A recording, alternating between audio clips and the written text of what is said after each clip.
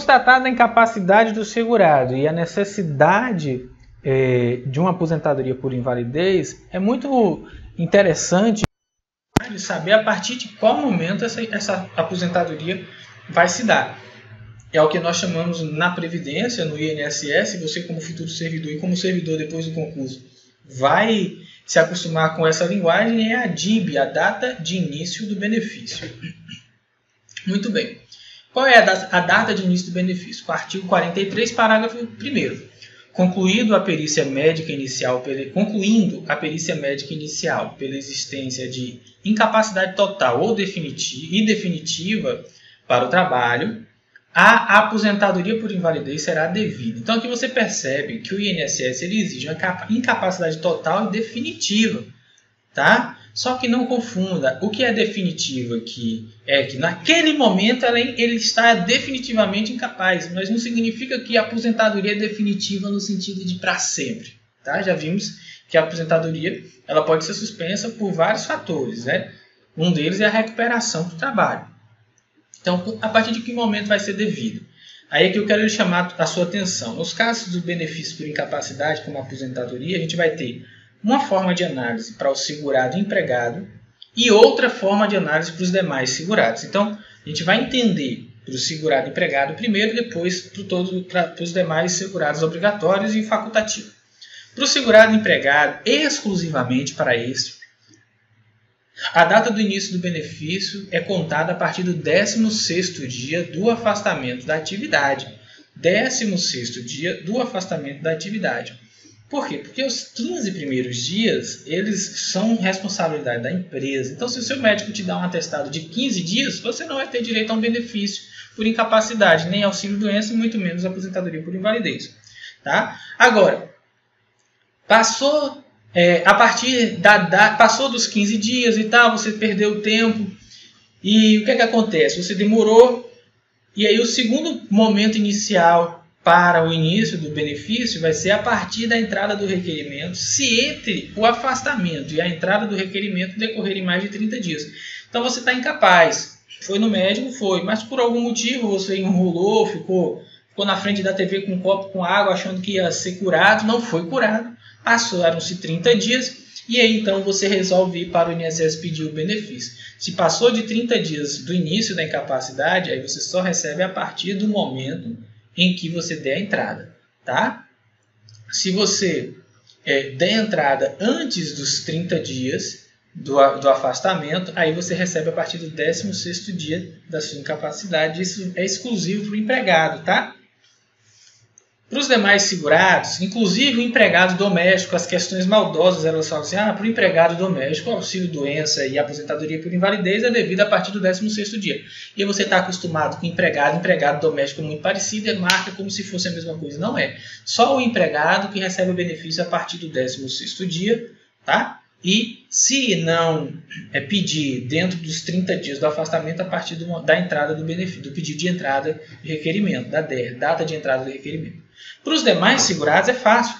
Para o empregado doméstico, trabalhador avulso, contribuinte individual, segurado especial e facultativo, a contar da data do início da incapacidade, ou seja, sempre do primeiro dia, ou da data da entrada do requerimento, se entre essas datas decorrerem mais de 30 dias. Quais datas? Se entre o início da incapacidade e o pedido do INSS tiverem mais de 30 dias, você só recebe a partir do momento que você pediu.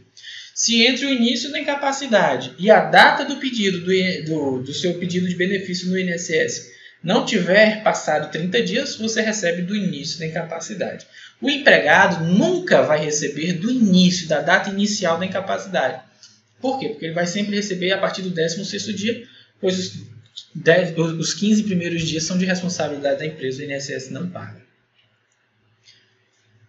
Bom, aposentadoria por invalidez e o adicional de 25%. Você já sabe que é possível que o segurado inválido ele receba esse adicional para ajudar a custear nas despesas. Ele não tem condições de trabalhar, ele precisa pagar alguém que tome conta dele. Tá? Não é porque não tem condição de trabalhar que tem direito, é porque ele precisa de alguém que tome conta dele, para dar banho, para trocar fralda, para dar comida. Às vezes é um inválido, realmente está em estado vegetativo, é só uma pessoa que está na cama recebendo o benefício, nem tem consciência. Alguém precisa tomar conta dele. Então, esse auxílio, esse adicional de 25% vem para essas situações. Tá? E quando é que acontece?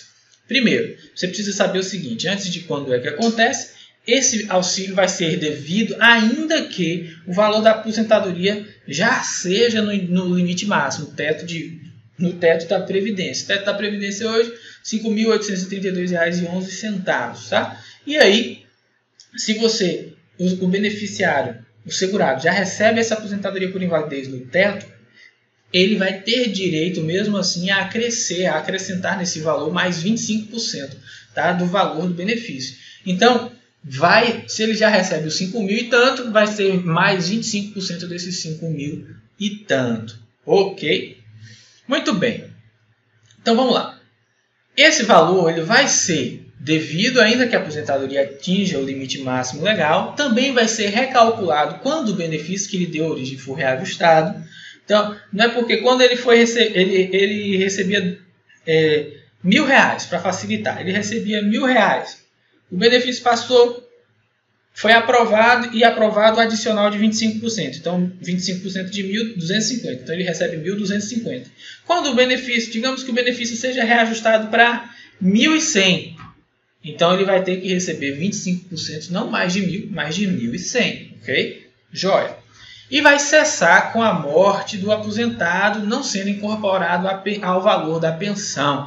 Esse adicional ele é personalíssimo, ele só é vinculado ao titular, ao beneficiário da aposentadoria. Então, quando o segurado morre, no caso desse segurado que recebeu a aposentadoria por invalidez de R$1.000 com um adicional de 25%, de R$1.250 ao todo. Quando ele morrer, a pensão por morte que ele vai deixar para a esposa ou para os filhos vai ser de no máximo R$1.000 e não de 1.250.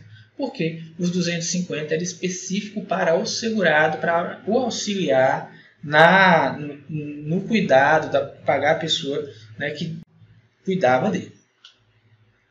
Bom, aí aqui a gente vai ter o adicional de 20% vinculado a algumas doenças. Essas doenças estão previstas no anexo 1 do regulamento e elas são meramente exemplificativas, porque não dá para o regulamento prever todas as doenças. E a lei não disse explicitamente, olha, é um rol taxativo. O rol taxativo é aquele que não pode ser mudado, é aquilo ali, pronto.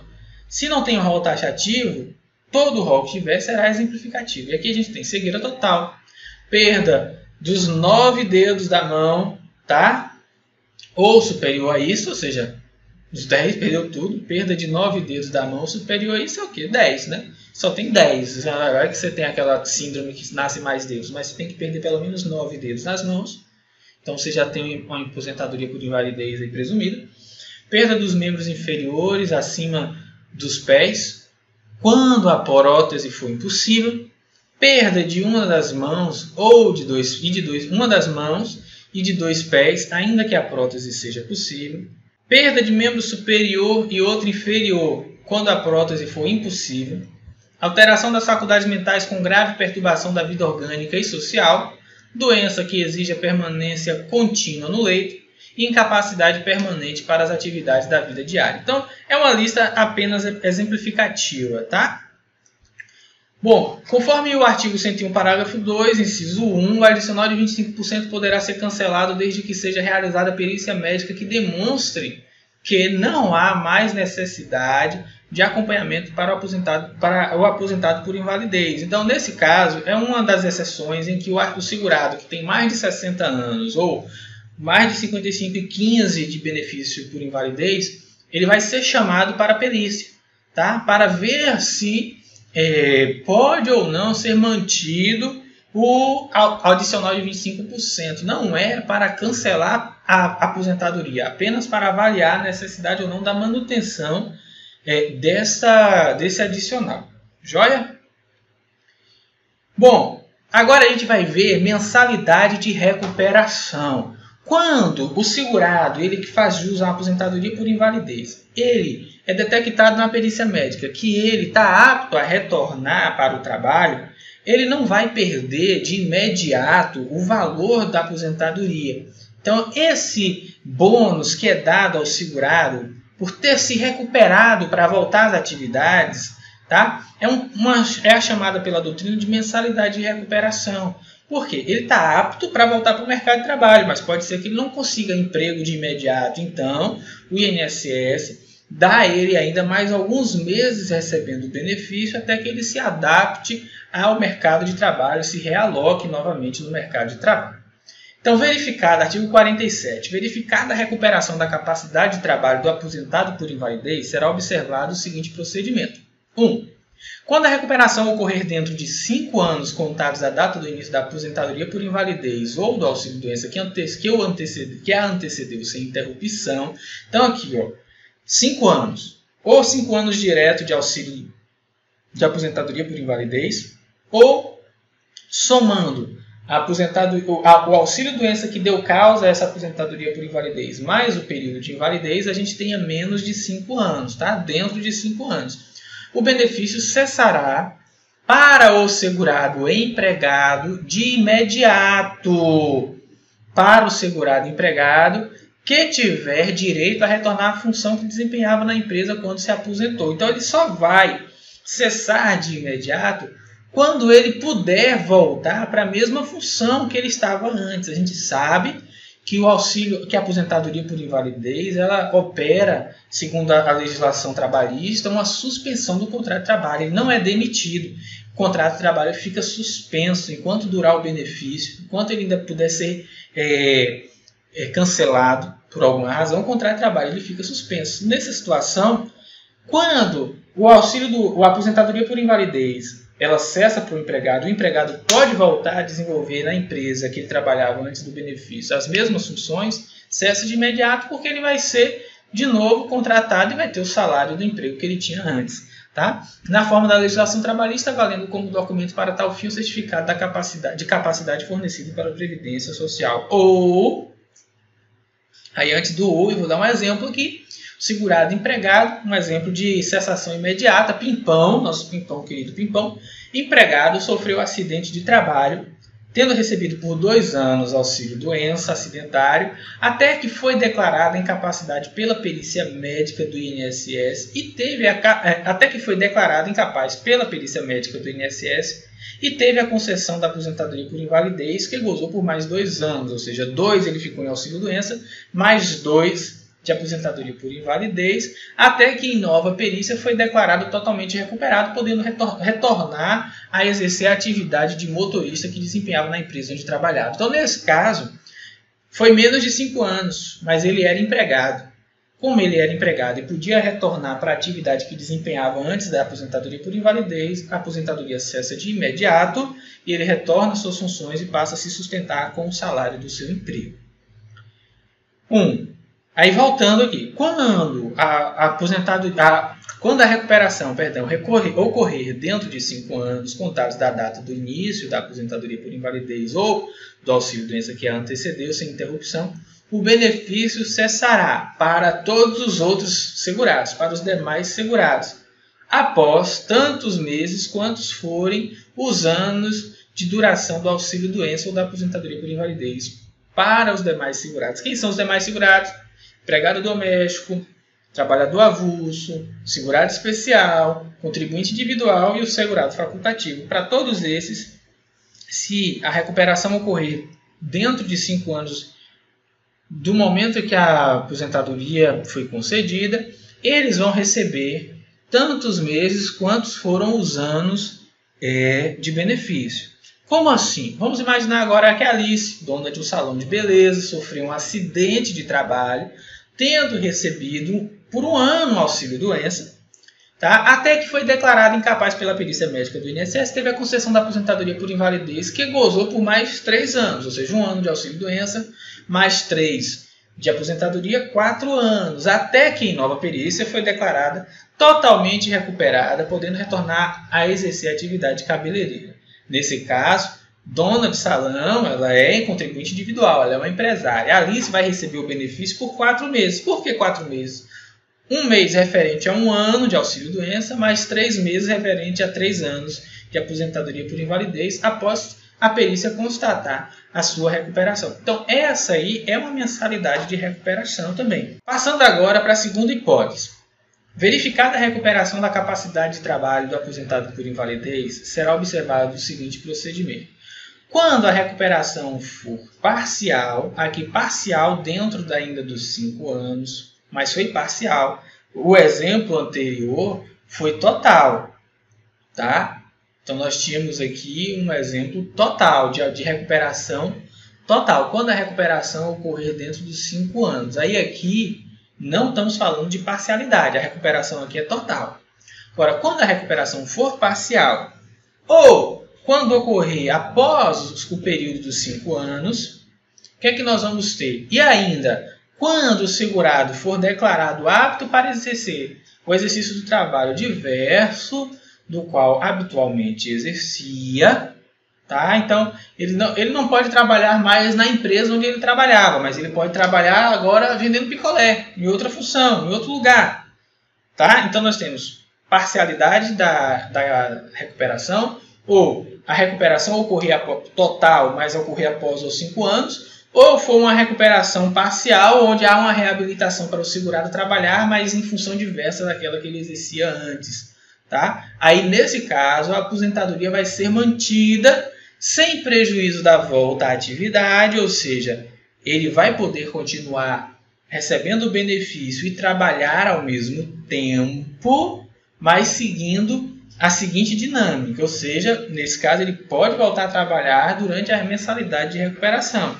Mas como é que essa mensalidade de recuperação vai acontecer? Primeiro, nos primeiros 6 meses, ele vai receber o valor integral, o benefício que ele já vinha recebendo. Então, 6 meses integral. No segundo período de 6 meses, ele vai ter uma redução de 50%, tá? Ou seja, vai receber 50% no período de 6 meses seguintes. E no terceiro período de 6 meses, ele vai ter uma redução de 75% por período também de 6 meses, tá? Até o término, né? Total, quando chegar ao final desse último período de 6 meses, o benefício cessará definitivamente. Então, a gente vai ter aí, o segurado ele se enquadrou, ou ele foi enquadrado como parcialmente capaz para o trabalho, ou a recuperação total se deu após os 5 anos de recebimento do benefício, ou ele foi declarado capaz para outra atividade diversa daquela que ele exercia antes de se aposentar. Então, nessas 3 situações, ele vai ter uma mensalidade de recuperação que vai durar 18 meses. Só que no primeiro 6 meses ele recebe 100%, no segundo período de 6 meses 50%, e no terceiro período o desconto do benefício dele é de 75%, que equivale a dizer que ele vai receber apenas 25% da RMI dele, do salário de benefício dele. Tá? Da RMI, porque o salário de benefício na aposentadoria por invalidez e RMI, vimos que é igual, né? 100%. Então ele vai receber 100%, apenas 25% da RMI nos últimos 6 meses da mensalidade de recuperação. E aqui, o que acontece com o contrato de trabalho durante a aposentadoria por invalidez? A gente vai ver no artigo 475 da CLT. O empregado que for aposentado por invalidez terá suspenso seu contrato de trabalho durante o prazo fixado pelas leis de previdência social para a efetivação do benefício. Ou seja, o contrato é suspenso, não é cancelado. Os efeitos jurídicos de uma suspensão para um cancelamento são totalmente diversos. Recuperando o empregado a capacidade de trabalho e sendo a aposentadoria cancelada, ser-lhe-á assegurado o direito à função que ocupava ao tempo da aposentadoria, facultado, porém, ao empregador o direito de indenizá-lo por rescisão do contrato de trabalho. A regra é, se o contrato de trabalho foi suspenso por conta da aposentadoria, a aposentadoria foi cancelada, o empregado pode retornar para o seu emprego, ele só não vai retornar se o empregador quiser indenizá-lo, tá? Rescindindo o contrato e indenizando. Bom, a aposentadoria por invalidez e a conversão em aposentadoria por idade era possível até 2008. Mas desde 2008, o artigo 55 do regulamento foi revogado. Então não existe mais essa possibilidade. Qualquer questão que informe que uma aposentadoria por invalidez pode ser convertida automaticamente em aposentadoria por idade vai estar errada. O entendimento do INSS é que períodos em gozo de benefícios por incapacidade não contam como carência para a concessão da aposentadoria por idade, pois não há contribuição do segurado neste período. Então, está recebendo benefício por incapacidade, não é carência. No INSS não conta como carência, por isso não pode ser convertido numa aposentadoria por idade. Tá? Entendimento diverso da jurisprudência, desde que por contribuições, intercalados por contribuições. Então, a jurisprudência entende que se ficou incapaz, aí voltou à capacidade de trabalho, trabalhou, contribuiu, ficou incapaz de novo, esses períodos vão contar como carência, tempo de contribuição conta como tudo. Mas no INSS não. Tá? Então você só vai responder isso se a pergunta for específica, querendo saber o entendimento jurisprudencial. Para o STJ, há impossibilidade de conversão também da aposentadoria por invalidez em aposentadoria por idade sob a vigência da Lei 8213, que não prevê expressamente essa possibilidade. E aí você pode falar, ué, Saulo, você não acabou de dizer que a jurisprudência entende que se houver períodos de incapacidade intercalados por períodos contributivos, eles vão considerar? Vão, mas aqui o entendimento do STJ é que tem que haver essa contribuição entre períodos de incapacidade. E no que a gente acabou de ler aqui, conforme esse entendimento aqui, ele está presumindo que não houve nenhuma contribuição, por isso eles não entendem. Por isso eles entendem igualmente o INSS que não pode haver a conversão de uma aposentadoria por invalidez em aposentadoria por idade se não houver contribuição para tanto, ok? E aqui a gente faz um quadrozinho resumido para que a gente possa fazer um checklist da aposentadoria por invalidez. Quando é possível, primeiro, quando o segurado for incapaz e suscetível de reabilitação profissional para o exercício de atividade que lhe garanta a subsistência. Quem tem direito? Todos os segurados, inclusive facultativo. Qual é a carência? A regra, 12 meses. Tá? 12 contribuições mensais. O segurado especial ele não paga, tá? Mas ele tem que ter demonstrado por 12 meses a atividade rurícola ou pesqueira em regime de economia familiar para a sua subsistência. Do contrário, não irá ter direito ao benefício. Então, embora ele não pague, ele tem que demonstrar a carência dele, demonstrando que ele estava na roça trabalhando. Salvo, quando é que a carência é dispensada? Acidente de qualquer natureza, doença profissional do trabalho, doenças graves listadas em ato regulamentar. Qual é a renda mensal inicial da aposentadoria por invalidez? 100% do salário de benefício. Sempre. E observações gerais, não é definitiva a aposentadoria por invalidez, salvo para maiores de 60 anos de idade, se não voltarem a exercer atividade laboral. É possível também um acréscimo de 25%, inclusive extrapolando o teto, se o segurado necessitar de assistência permanente de outra pessoa. Terceira observação, o segurado é obrigado a se submeter a exames médicos periódicos a cada 2 anos, salvo regra de isenção de reabilitação profissional, mas não a cirurgia e transfusão de sangue. Ok? Então ele tem que se submeter, tem aos tratamentos gratuitos, sim, desde que não seja cirurgia nem transfusão de sangue. E por fim, será devido desde a incapacidade, salvo empregado, que é do 16º dia, se requerida até 30 dias na incapacidade. Se após essa data, se após a data de início será a data de requerimento. No caso do segurado empregado, o empregador deve arcar com salários por 15 dias antes da concessão da aposentadoria.